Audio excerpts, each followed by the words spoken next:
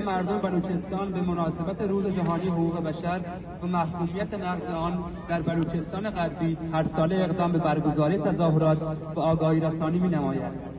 نقض حقوق بشر در بلوچستان هر سال ابعادی بیشتر به خود می‌گیرد.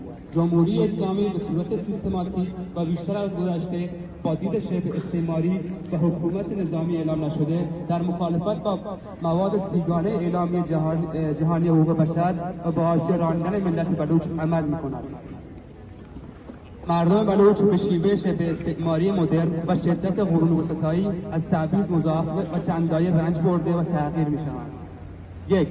در جمهوری اسلامی ایران زنان به صورت مضاعف مورد تبعیض قرار می‌گیرند. 2.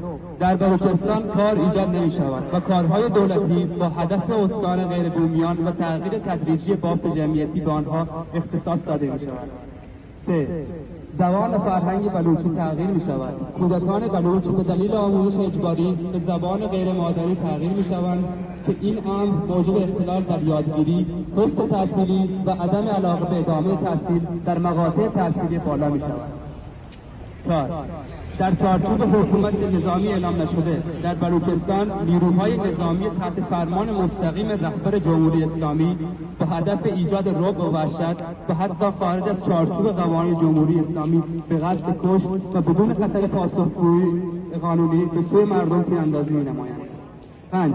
جمهوری اسلامی ایران علاوه بر اعدام‌های گروهی و مداوم مردم بلوچ و کشتار در جاده‌ها در مواقعی چون حادثه سراوان که بیش از 40 نفر در مدت بسیار کوتاهی قتل عام شدند با ایجاد رعب و وحشت در بلوچستان حکومت می‌کند و با نیروی اسلحه و کشتار اهداف ضد بشری خود را در بلوچستان به پیش می‌برد.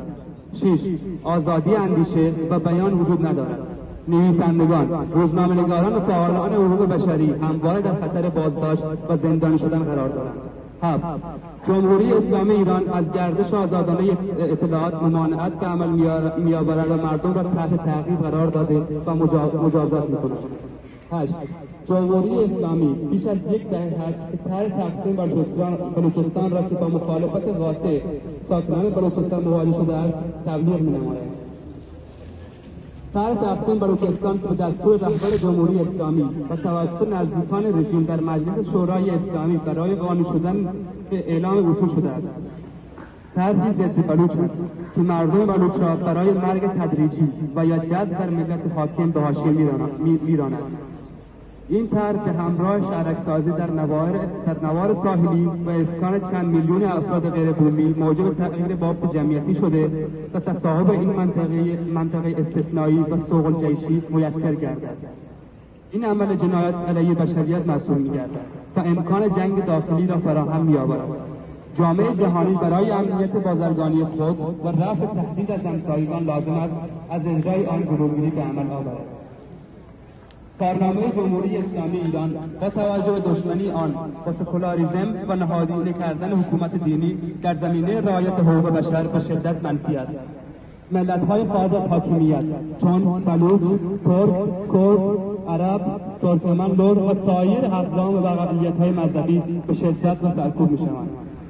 حزب مردم بلوچستان از دولت آلمان و پارلمان اروپا تقاضا می‌نماید برای رسیدن بلوچ‌ها به حقوق انسانی منطبق با منشور جهانی حقوق بشر در ارتباطات سیاسی و دیپلماتیک خود از جمهوری اسلامی بخواهند تا برخلاف خواست مردم بلوچ اقدام به تقسیم دوباره بلوچستان، شهرک‌سازی برای اسکان غیر بومیان با هدف تغییر بافت جمعیتی و تصاحب مالکانه سرزمین مردم بلوچ که جنایت علیه بشریت محسوب می‌شود و می‌تواند عامل جنگ داخلی در آینده باشد ننماید.